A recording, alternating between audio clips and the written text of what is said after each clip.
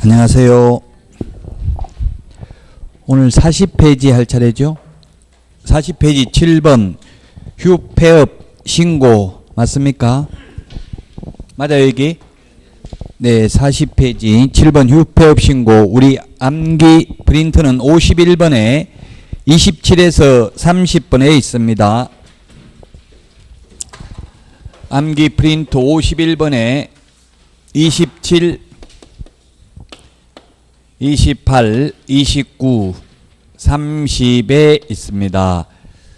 27번에 보면은 휴업 신고 암기 프린터 휴업 신고가 있고, 그 다음에 28번 폐업 신고가 있고, 그 다음에 29번 재개 신고, 그 다음에 30번에 변경 신고가 있습니다.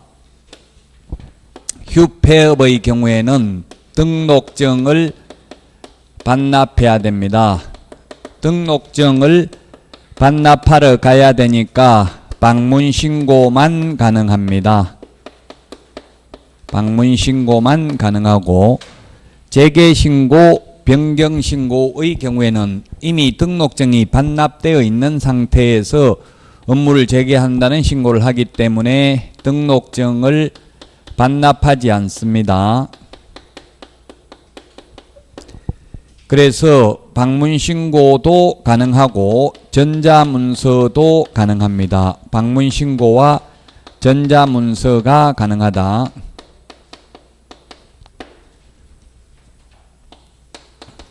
휴폐업 신고는 전자문서가 안 됩니다. 모두 미리 신고해야 됩니다. 사전 신고입니다. 미리 신고해야 된다. 자, 그 다음에 휴업 신고는 3월 초과해서 휴업하는 경우에만 신고를 하면 됩니다. 따라서 3월 이하인 경우에는 신고할 필요가 없습니다. 2개월만 휴업할 경우에도 역시 신고할 필요 없습니다. 그래서 한 번 신고를 하면 6개월간 휴업할 수 있습니다. 우리 암기 프린트에 6월, 3월 다 정리되어 있기 때문에 이 나올 때마다 한번 적어보면 기억에 오래 남습니다. 3월 초과해서 휴업하고자 하는 경우에만 신고를 해야 된다. 자, 그 다음에 재개 신고는 역시 3월 초과의 경우 휴업 신고를 했을 경우만 재개 신고하면 되고, 휴업 신고 안 했다가 재개할 때는 재개 신고할 필요도 없겠죠. 휴업 신고를 안 했으니까. 그 재개 신고를 하면 이 반납했던 등록증을 즉시 반환해야 됩니다. 재개 신고하면. 그 다음에 변경 신고가 있는데, 변경 원래 6개월밖에 안 되는데 부득이한 사유가 있으면 휴업 기간을 연장할 수 있습니다. 연장하려면 부득이한 사유가 있어야 됩니다. 질병으로 인한 요양, 징집으로 인한 입영, 징집 군대 가는 거죠. 치약 등 부득이한 사유가 있으면 미리 휴업기간 변경 신고를 하면 휴업기간을 연장할 수 있습니다. 휴업기간을 연장할 수 있다. 미리 해야 됩니다. 자, 6월 초가 무단휴업만 임의적 취소 사유입니다. 임취 사유, 임의적 취소 사유고요. 3월 초가 무단휴업, 그 다음에 폐업신고, 재개신고, 변경신고 위반 모두 6월 초가 무단휴업 빼고 나머지는 모두 100만원 이하의 과태료입니다. 100만원 이하의 과태료. 자, 그래서 우리 암기 프린트에 100만원 이하의 과태료가 몇 번에 있습니까? 100만원 이하의 과태료. 암기 프린트에 보면은 100만원 이하의 과태료가 26번에 있죠. 26번에 100만원 이하의 과태료, 거기에 동그라미 9번, 26번에 동그라미 9번, 26번에 동그라미 9번 찾았습니까? 이게 26번에 동그라미 9번은 3월 초가 무단휴업만 되어 있지만 암기 프린트 보고 있습니다. 실제로 뭡니까? 폐업신고, 재개신고, 변경신고도 거기다 적어놓으세요. 추가로. 6월 초가 무단휴업 빼고는 다 100만원 이하의 과태료라고요. 26번 암기 프린트 100만원 이하의 과태료 동그라미 9번. 3월 초가 무단 휴업만 적어 놓긴 했는데 사실은 여기에 폐업신고, 재개신고, 변경신고도 모두 포함된다고요. 6월 초과 무단 휴업만 임의적 취소고 나머지는 모두 100만 원 이하의 과태료가 되겠습니다. 그 다음에 40페이지 맨 밑에 동그라미 니은에 적어놨는데 그 매수 신청 대리의 경우에는 업무 정지 당하면 출입문에 그 사실을 표시하라는 말이 있습니다. 매수 신청 대리와 관련해서는. 그러나 우리 중개업을 휴업했을 경우에는 사무소에 휴업했다고 출입문에 써붙일 필요도 없다 이 말에 비교하라고 적어놨고요. 그 다음에 41페이지 동그라미 2번에 동그라미 기억, 동그라미 2번에 보면 사망했을 때 폐업신고가 의무가 없습니다. 옛날에 있었는데 삭제됐습니다. 사망을 해도 폐업신고할 의무가 없고 단지 절대적 등록 취소 사유에 해당됩니다. 동그라미 니은에 보면 이 등록 중개사무소 동그라미 니은에 보면 등록이 취소된 경우로서 개인이 사망한 경우에는 그 개업공인중개사와 세대를 같이 하고 있는 자, 법인인 개업공개사가 해산하는 경우에는 법인의 대표자 또는 임원이 어떤 자가 등록 취소 처분을 받은 날로부터 7일 이내에 지방법원장에게 반납해야 된다. 이 지방법원장에게 반납해야 된다 돼 있고 가로하고 매수 신청 대리 예규라고 돼 있으니까 이거는 중개업과 관련된 게 아니에요. 비교하라고 적어 놓은 거예요. 우리 중개사무소는 사망을 해도 등록증 반납하라는 규정이 없습니다. 이게 어디에 있느냐 하면 우리 암기 프린터 51번에 45, 46, 47, 48번에 있습니다. 51번 암기 프린터 51번에 45번, 46, 47, 48에 있는데 자, 중개사무소 개설 등록증이 있고요. 이게 45, 46하고는 조금 다르게 적었는데 중개사무소 개설 등록증이 있고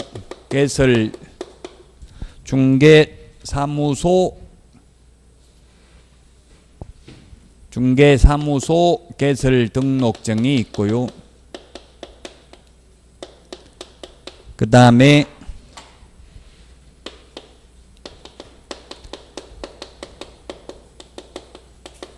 매수 신청 대리인 등록증이 있습니다.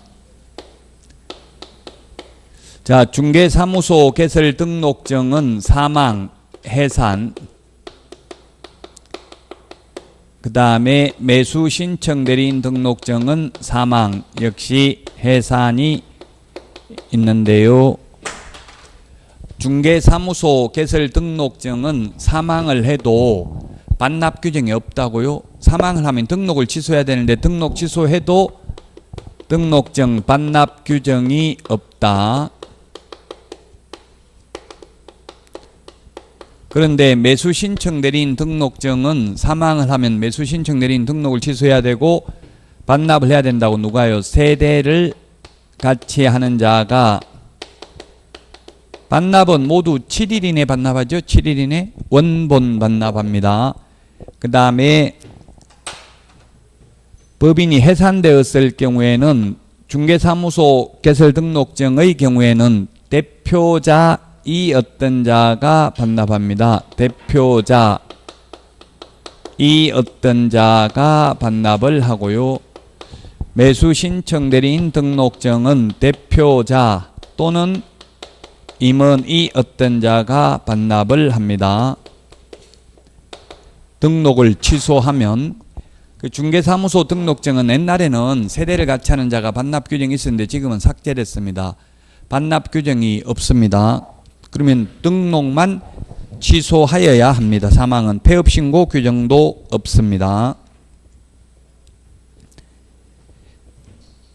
다 했습니다. 그래서 41페이지까지 다 했고요.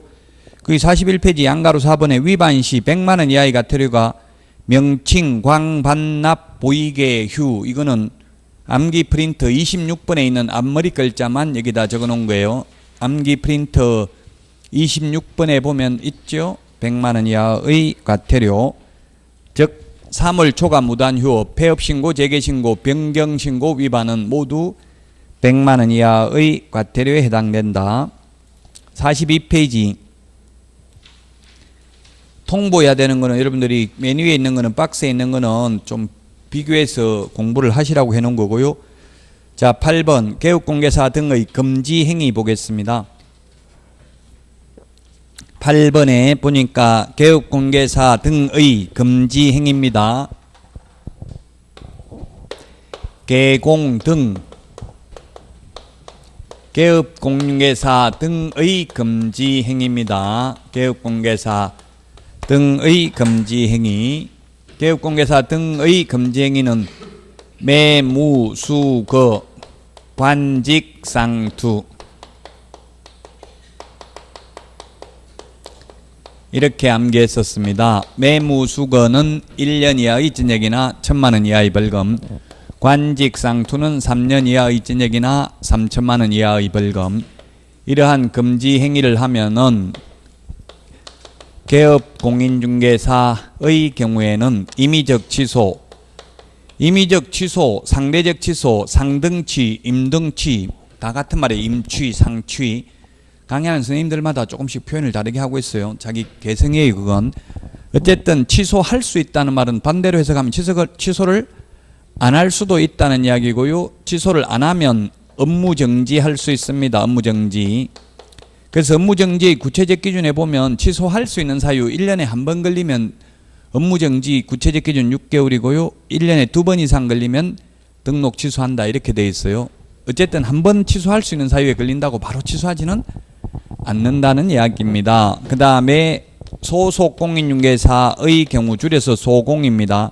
개공사, 소공사 또 같은 말이에요. 또는 소공, 개공, 즉 개업공개사, 소속공인중개사인데 소속공인중개사의 경우에는 자격정지 사유에 해당이 됩니다. 자, 그러면 매가 뭐냐면 매매를 업으로 한 경우입니다. 매매를 업으로 한다는 말은 매매 중개를 업으로 한다는 말이 아니죠. 개업공개사는 매매 중개를 업으로 하는 건 상관없죠. 남 매매하는 거 소개시키는 건 상관없고 소개는 안 시키고 자기가 직접 샀다 팔았다 집 장사하는 거는 안 된다는 이야기입니다. 매매를 업으로 하는 건 안 되지만 교환을 업으로 하거나 임대를 업으로 하는 것은 가능합니다. 건물주들은 임대업을 하면서 또한 중개업을 할 수도 있습니다. 그 다음에 무등록업자와 협력하는 행위입니다. 무등록업자임을 알면서 그를 통해서 중개를 의뢰받거나 무등록업자에게 자신의 명의를 이용케 하는 행위 안 됩니다. 무등록업자와 협력하는 행위 이 세 번째 있는 게 시험에 가장 많이 나왔는데 중개, 보수 또는 실비를 초과하여 어떠한 명목으로라도 금품을 받는 행위를 하여서는 아니 된다. 실비는 받아도 되죠. 보수 또는 실비를 초과해서 금품을 받으면 안 된다. 금품이기 때문에 돈뿐만 아니라 물건도 받으면 안 됩니다. 그래서 중개 보수 외에 국선 작가의 미술품을 한 점 선물로 받았다. 안 됩니다. 선물로 받아도. 금 한 양을 받았다. 차 한 대를 받았다. 다 X로 출제됐습니다. 중개 보수 외에. 그 다음에 현금으로 초과해서 받았다가 돌려주는 것도 위반이다. 수표로 초과해서 받았다가 부도가 나서 현금화하지 못해도 위반이다. 그러나 초과해서 받기로 약속만 하고 실제 수령하지 않았다면 위반은 아니다 라는 게 출제됐고요. 그 다음에 이 초과 약정하면 전부 무효가 아니라 초과 부분만 무효입니다. 법정 보수가 100만 원인데 1000만 원 받기로 약속을 했으면 초과 부분 900만 원만 무효이다. 전부 무효가 아니고요. 무등록업자의 보수 청구권은 인정되지 않는다. 그러나 업자가 아닌 업으로 하는 게 아니라 우연한 기회에 한두 번 중개하고 수수료를 받기로 했으면 그건 받아도 위반되지 않는다. 그리고 중개보수만 초과해서 받으면 안 되고요. 중개보수가 아닌 분양 대행하고 받는 수수료라든지 컨설팅 수수료라든지 뭐 이삿짐 센터 알선하고 도배업체 소개하고 받는 수수료 이런 것들은 중개보수가 아니므로 많이 받아도 공인중개사법 위반이 아니다. 이런 것들이 출제됐습니다. 이게 가장 많이 출제됐습니다. 이때까지 기출문제는. 옛날에는 초과해서 많이 받았다는 이야기죠. 요즘은 초과해서 받기 어렵습니다. 현실적으로. 법정 보수도 다 안 주는 경향이 있어요. 자, 그 다음에 네 번째, 거짓된 은행, 그 밖에 의뢰인의 판단을 그르치게 하는 행위. 어떤 것이 거짓된 은행인지는 사회통념상 판단해야 된다. 의뢰인이 진실을 알았더라면 계약을 체결하지 않았을 것으로 생각되는 행위를 하면 안 된다. 그래서 매도 의뢰인이 의뢰한 가격보다 무척 높은 가격으로 매수 의뢰인에게 제시하고 그 차액을 편취하는 행위도 거짓된 은행에 해당이 된다. 판례가 있습니다. 그 다음에 분양 관련 증서 매매를 업으로 하거나 중개하는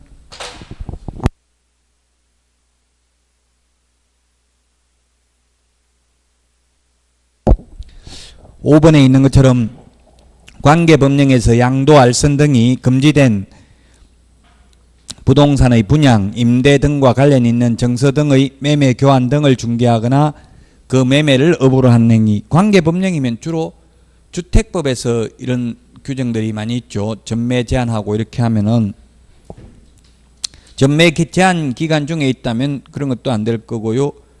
전매 제한 기간 중에 있는 거는 그 밑에 7번에 있고요. 이게 청약저축, 청약통장 이런 것들이 여기에 해당돼요. 딱지, 물딱지, 조개딱지 이런 것들이 분양 관련 증서에 해당됩니다. 그 다음에 6번에 있는데 6번이 의뢰인과 직접거래, 의뢰인 쌍방을 대리하는 행위. 의뢰인과 직접거래, 의뢰인 쌍방을 대리하는 행위입니다. 쌍방 대리는 안 되지만 일방 대리는 가능하죠. 그리고 의뢰인과 개업공개사 등이 직접 거래하면 안 되지만 개업공개사 등이 아닌 배우자와 의뢰인이 거래하는 것, 애인하고 의뢰인하고 거래하는 건 중개도 상관없죠. 개업공개사 등이면 실장 명의로 거래하는 건 안 돼요. 개업공개사 등에는 실장은 포함되죠. 개업공개사 등과 의뢰인하고 직접 거래, 쌍방대리 안 되고요. 그 다음에 탈세를 목적으로 미등기 전매 등 투기를 조장하는 행위 안 하면 안 된다. 시험에 이건 반드시 한 문제 출제되고요. 세 문제까지 나올 수 있습니다. 반드시 한 문제는 나오고, 왜 세 문제냐면 이 행정형벌에서 한 문제, 행정처분에서 한 문제, 금지행위 자체에서 한 문제 해서 세 문제까지 출제될 수 있습니다.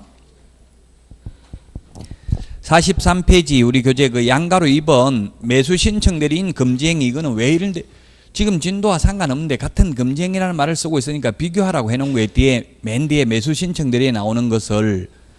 거기에 박스에 보면 동그라미 2번 3번이 시험에 한번 출제됐습니다. 매수 신청 대리인이 된 사건에 있어서 매수 신청인으로서 매수 신청을 하는 행위 2번하고 3번. 동일한 부동산에 대하여 이해관계가 다른 2명 이상의 대리인이 되는 행위 하면 안 된다.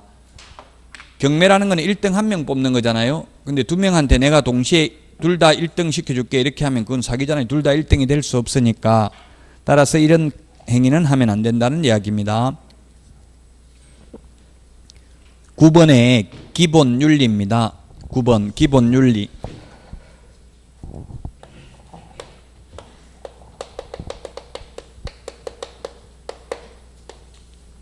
기본 윤리에 보면 개업공개사와 소속공인중개사는 전문직업인으로서 품위를 유지하고 신의와 성실로서 공정하게 중개 업무를 수행해야 된다.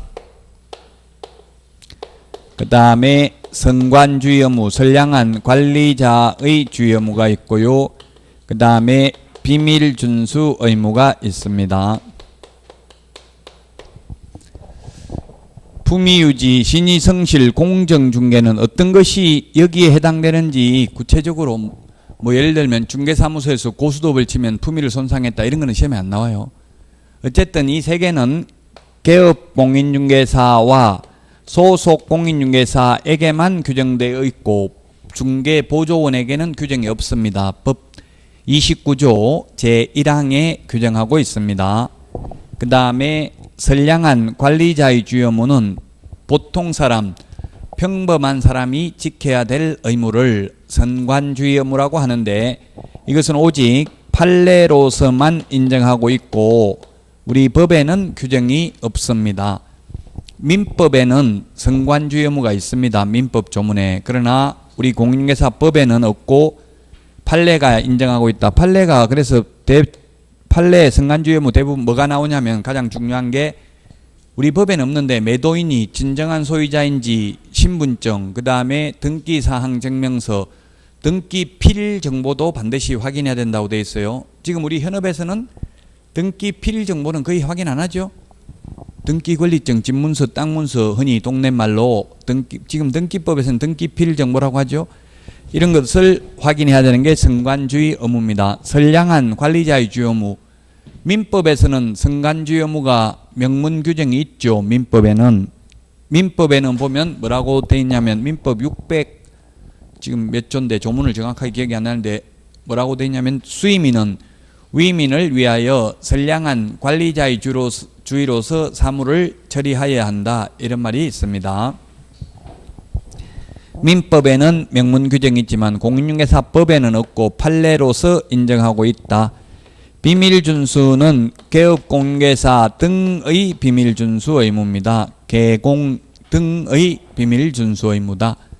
자, 그래서 비밀은 개업공개사뿐만 아니라 소속공인중개사, 중개보조원도 비밀을 지켜야 된다는 뜻입니다. 그 43페이지 비밀준수 의무 방가로 4번에 보면은 동그라미 1번 개업공개사 등은입니다. 등. 개업공개사 등. 개업공개사 등이라는 표현을 쓰는 게 5번 나온다고 했어요. 우리 암기 프린터 31번에 별표 1에 보면 5번 있죠? 암기 프린터 31번에 별표 1에 보면 5개가 있잖아요.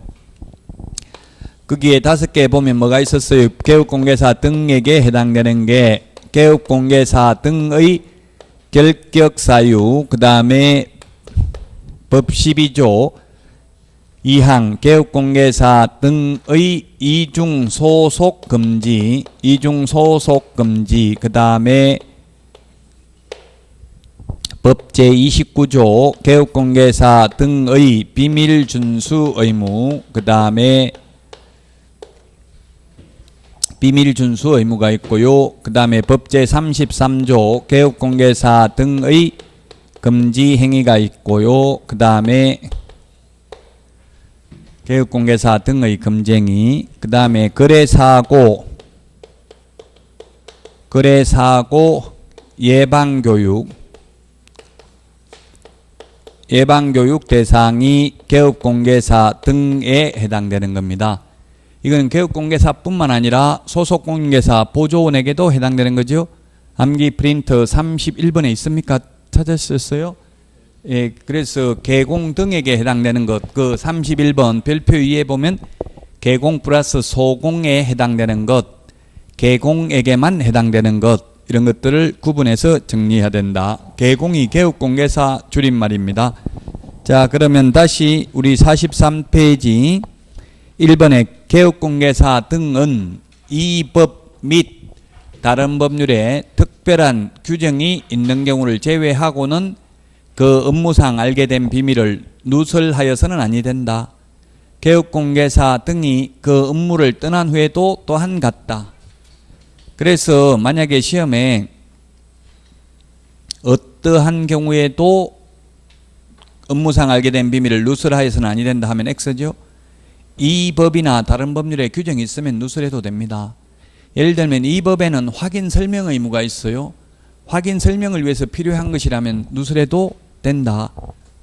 예를 들면 이를테면 살인사건이나 자살한 거나 이런 건이 있었어요. 지금 제가 사는 동네 옆에 그 옛날 강호순 사건이나 강호순이가 살던 집이 있어요. 아직도 흉가로 그대로 있어요. 안 팔리고 거래 안 되고 있어요. 왜냐면 사람들이 그런 걸 알면 거래 거의 안 하겠죠. 그러면 우리 동네에서 실제 그런 사건이 있었어요. 아파트에 젊은 부부가 부부싸움을 했어요. 그러니까 부인이 너 같은 인간하고 사느니 내가 차라리 죽겠다 하고 발코니에 나가서 뛰어내리려고 그랬어요. 그러니까 남편이 내가 잘못했으니까 내가 죽을게 네가 왜 죽냐 하고 죽지 말라고 했어요. 그러니까 부인이 그럼 네가 뒤져라 하면서 그냥 밀어버렸어요.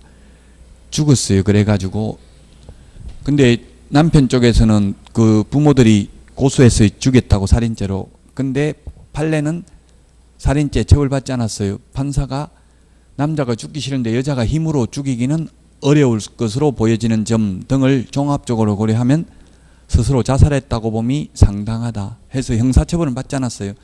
그래도 무서워서 살기 힘들겠죠 거기서. 그래서 팔라고 내놨어요. 집에 그 중개사무소에 비밀 지켜달라 했어요. 그 집 비밀 지켜달라 하나 안 하나 개업공개사는 솔직히 그 말하기 어려워요. 살인사건 났다 또는 자살했다 이런 말 하면 아무도 안 들어오겠죠. 그 말 안 했어요. 비밀 지킨다고 말 안 했는데 다른 사람이 들어와서 잘 살고 있는데 옆에 또 분녀회 회원들이 쓰레기 버리러 가는데 이야기를 한 거예요. 그 집에 그 죽은 건 알고 들어왔죠. 이렇게 한 거를. 그 얼마나 무서워요. 모르고 들어왔는데 그러니까 그게 무슨 일이 하긴데요 하니까 또 말 다 해준 거예요. 그 부부싸움하다 죽었는데 나 알고 들어간 줄 알았네. 이렇게 이야기를 해준 거예요. 그러니까 개업공개사를 상대로 손해배상 청구했어요. 비밀 그 개업공개사는 나 비밀 지켜줬다 이렇게 이야기 주장하는 거예요. 그 손해배상 해달라고 했는데 해주라고 했을까요? 판사는 해주지 말라 했까 안 해줘도 된다 했을까요? 판례는 손해배상 해줘야 된다고 했어요. 판결이 뭐라고 나왔냐면 수원지방법원 판례인데 시험에는 나오잖아요. 대법원 판례가 아니니까. 뭐라고 했냐면은 의뢰인이 진실을 알았더라면 그 사망사건이 난 걸 알았더라면 계약하지 않을 것이 명백함에도 불구하고 다른 거래계약에 비추을 때 특별히 가격이 싸지 않는다는 점. 가격이 싸면은 말해고 그 알고 들었다는 이야기예요. 그래서 제가 싸게 해드렸잖아요. 이렇게 하면 된다고요. 가격도 특별히 싸지 않는다는 점 등을 종합적으로 고려해보면 의뢰인이 진실을 알았더라면 계약 체결하지 않았을 것이 명백하므로 거짓된 은행 그 밖에 의뢰인의 판단을 그르치게 하는 행위를 하였으므로 손해배상을 해야 된다 했어요. 근데 현업에서 그렇다고 해서 그 말하면 거래가 안 되죠. 말하면 거래 안 되고 말 안 하면 또 책임져야 되고 정말 힘들어요. 현업에 나가면. 그래서 슬기롭게 잘 대처를 해야 돼요. 근데 제가 통계를 내보니까 사고 나면 한 10명 손해입으면 그 중에 1명 정도 소송 제기해요. 다 뭐 조금 손해봤다고 무조건 소송 제기하고 이러지는 않아요. 너무 심려치 않으셔도 돼요. 그래서 자 어쨌든 이 법에 확인 설명 의무가 있을 경우에는 설명해도 그 비밀누설 위반으로 처벌받기 어렵다. 또 다른 법에 민형사소송법상 재판에 증인으로 출석한 경우는 진실을 말해야 되죠. 증인으로 출석해가지고 거짓말하면 위증죄로 처벌받을 수 있어요. 저도 제 사건에 제가 고소한 사건에 제가 증인으로 출석 이제 사기당해가지고 돈 못 받아가지고 증인으로 출석했는데 증인 신문하더라고요. 그럼 가슴이 두근거리고 떨리더라고. 만약에 이게 순수하고 위증의 벌을 달게 받겠습니다. 만약 한치라도 거짓말했을 경우 이런 거 순수하고 말하려니까 막 거짓말하려니까 가슴이 두근거리더라고요. 거짓말 못 하겠더라고. 그 나중에 우리 국회 청문회에서도 거짓말하면 다 위증죄로 처벌받죠. 무서워요. 그리고 어떤 분들은 선서 안 하잖아. 선서 안 하면 위증죄를 처벌 못 하거든요. 그럼 선서를 안 하면 판사가 볼 때 저기 거짓말한다 이렇게 의심할 가능성이 많죠. 어쨌든 그런 재판에 증인으로 출석한 경우는 비밀이라도 진실이라면 다 말해야 된다고요. 그래서 결론은 어떠한 경우에도 비밀을 누설하여서는 아니 된다. X라고요. 이 법이나 다른 법률에 규정이 있으면 누설해도 된다.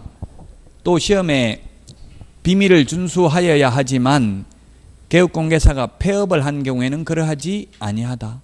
폐업하면 누설해도 된다. X죠.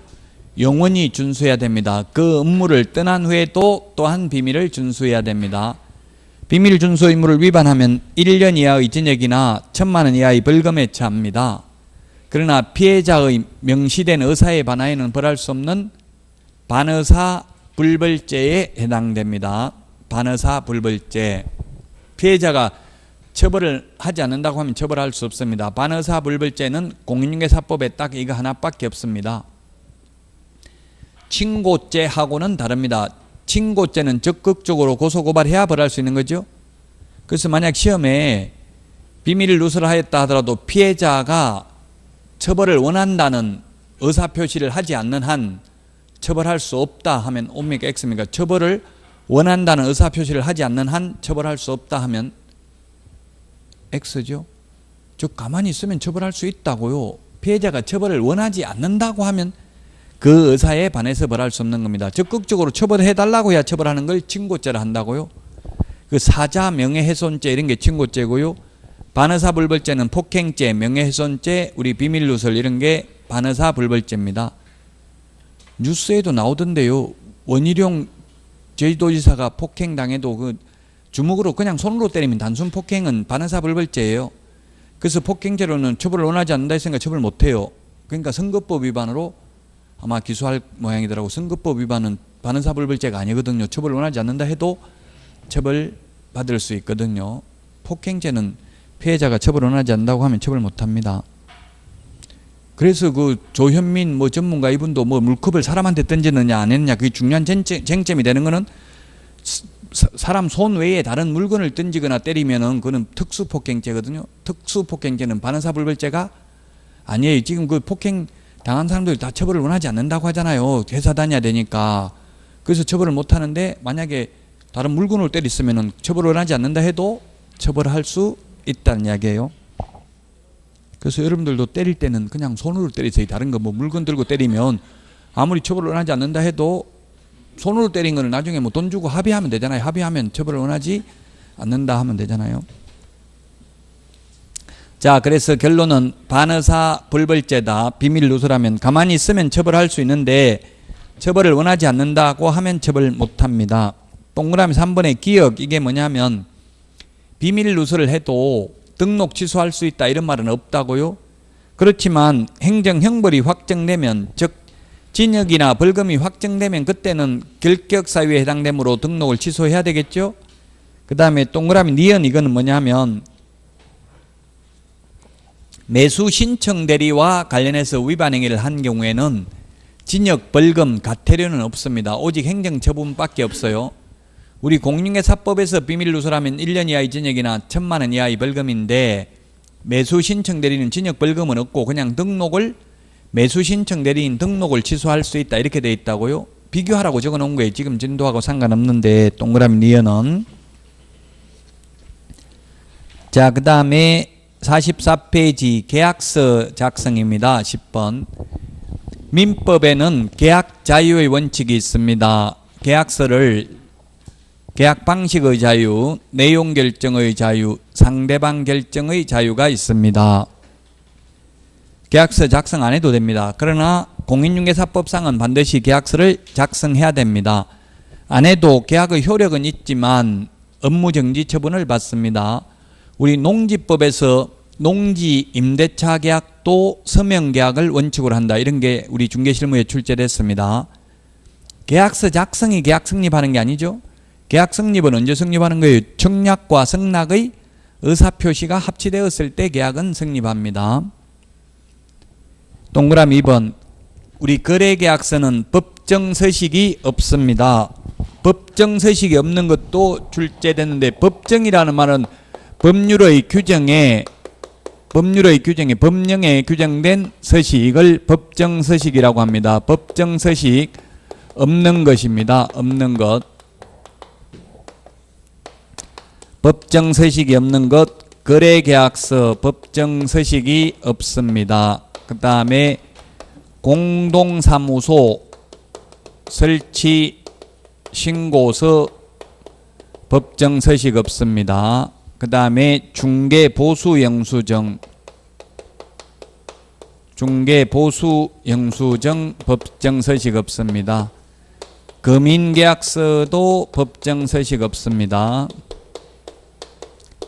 그 다음에 부동산거래 신고에서 변경신고서는 있는데 정정신청서는 해제신고서도 있는데 변경신고서도 있는데 정정신청서는 법정서식이 없습니다. 왠지 있을 것 같은데 없는 것들입니다. 일반 중개계약서는 법정서식 있죠. 전속중개계약서 일반 중개계약서는 있는데 어떤 분 질문하더라고. 거래계약서가 더 중요한데 왜 거래계약서는 법정서식이 없고 일반 중개계약은 거의 계약 체결하는 사람도 없고 별로 안 중요한데 왜 법정서식이 있는지 이해되게 설명 좀 해봐라. 못해요. 제가 법조문에 그렇게 돼 있으니까 어쩔 수 없는 거예요. 법에 일반 중개계약서, 전속 중개계약서는 서식이 있는데 거래계약서는 서식을 안 만들어 놨어요. 그래서 거래계약서는 필요적 예상이 9가지가 들어가야 되잖아요. 법정 서식이 없으니까. 법정 서식이 있으면 계약서 필요적 기재사항이라고 할 필요가 없죠. 그 법정 서식에 다 들어가 있을 거 아니에요. 법정 서식이 없어서 인물, 계약금, 인권, 조교 이런 말 있잖아요. 9번 암기 프린트 9번 필요적 기재사항이 들어간다고요. 법정 서식이 없어서. 자, 그 다음에 그래서 법정 서식이 없기 때문에 국토교통부 장관이 표준 서식을 정하여 그 사용을 권장할 수 있고 권장사항을 따르지 않더라도 처벌 규정은 없다. 현재 권장하는 계약서도 없다. 그 다음에 동그라미 3번 서명 및 날인입니다. 서명 및 날인. 등기법 같은 데는 기명날인도 있을 텐데 기명날인은 스탬프 도장을 찍어도 됩니다. 근데 서명날인은 자필로 반드시 성명을 적어야 되는 게 서명날인인데 서명날인하는 것은 오직 우리 공인중개사법에서는 계약서와 확인설명서 2개밖에 없습니다. 계약서와 확인설명서만 서명 및 날인해야 됩니다. 그럼 서명 및 날인을 누가 하느냐 하면 개업공인중개사가 서명 및 날인해야 되고 그 개업공개사가 법인인 경우에는 대표자, 분사무소인 경우에는 책임자가 서명 및 날인해야 됩니다. 그리고 당의 업무를 수행한 소속 공인중개사가 있을 경우에는 소속 공인중개사도 개업공개사와 함께 서명 및 날인을 하여야 합니다. 및 날인입니다. 또는이 아니라 및 날인하는 것은 2개밖에 없고 나머지 일반 중개계약서, 전속 중개계약서 등은 전부 다 부동산거래 신고서 등은 전부 다 서명 또는 날인입니다. 계약서 확인설명서만 서명 및 날인이다. 그 다음에 동그라미 4번 이중계약서 작성하면 임의적 취소고요. 동그라미 5번 계약사는 쌍방에 교부하고 5년 동안 보존해야 됩니다. 전속 중개계약서 확인설명서는 3년 보존이죠. 자, 그 다음에 동그라미 6번에 보면 부동산 거래 신고 의무가 있습니다. 중개거래로 매매계약이 성사된 경우에는. 그 다음에 동그라미 7번 거래계약서 필요적 기재사항. 동그라미 7번 거래계약서 필요적 기재사항은 우리 암기 프린터 9번에 있습니다. 암기 프린터 9번에 거래계약서 필요적 기재사항 암기해야 되는데 인물계약금,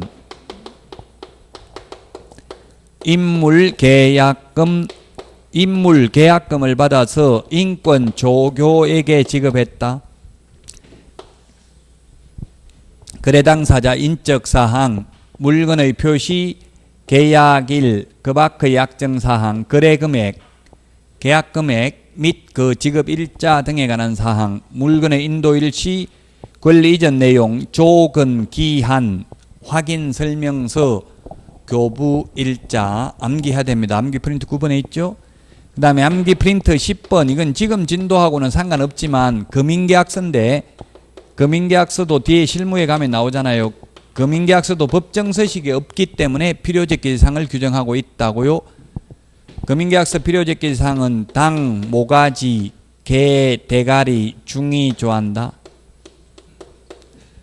당, 모가지, 개, 대가리, 중이 조한다. 암기를 해야 되는데 당은 당사자, 목은 목적 부동산, 개는 계약년월일, 대금 지급 단계, 개업공개사가 있을 경우 개업공개사, 조건 기한이 있을 경우 조건 기한, 금인계약서 필요적 기재사항입니다. 자, 그 다음에 이중계약서에 대해서 나와 있는데 이중계약서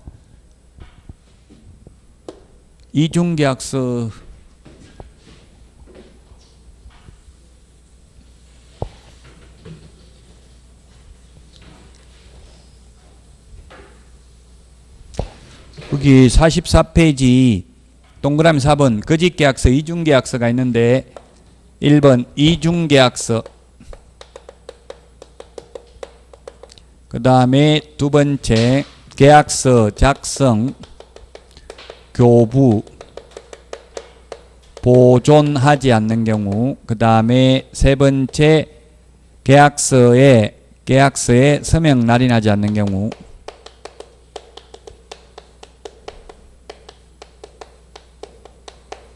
서명 및 날인하지 않는 경우가 있고요.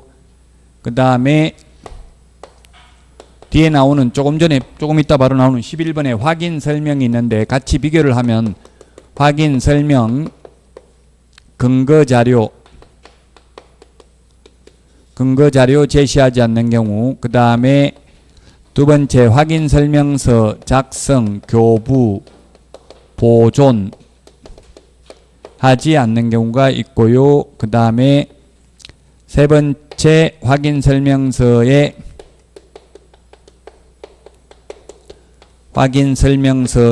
서명 및 날인하지 않는 경우가 있는데 비교를 해야 돼. 이제 자꾸 비교하는 연습을 해야 고득점이 가능합니다. 자, 이중계약서를 적으면 다운계약서, 업계약서, 거짓계약서 다 같은 말입니다. 굳이 두 개 적으면 거짓계약서잖아요, 하나는. 그래서 이중계약서를 적으면 개업공인중개사의 경우에는 임의적 취소할 수 있고요. 취소할 수 있는데 안 하면 업무 정지할 수 있습니다. 근데 소공의 경우에는 이중계약서를 적으면 자격 정지 사유에 해당이 됩니다. 그 다음에 계약서 작성, 교부, 보존인데 개업공인중개사의 경우에는 업무 정지 사유입니다. 업무 정지 사유. 그 다음에 소공의 경우에는 의무가 없습니다. 소속 공인중개사는 계약서 작성할 의무도 없고 교부할 의무도 없고 보존할 의무도 없습니다. 의무는 없는데 다만 작성은 할 수는 있죠. 그 다음에 계약서에 서명 및 날인하지 않는 경우에는 개업공인중개사의 경우에는 업무 정지 사유고요. 소속 공인중개사의 경우에는 자격 정지 사유에 해당이 됩니다.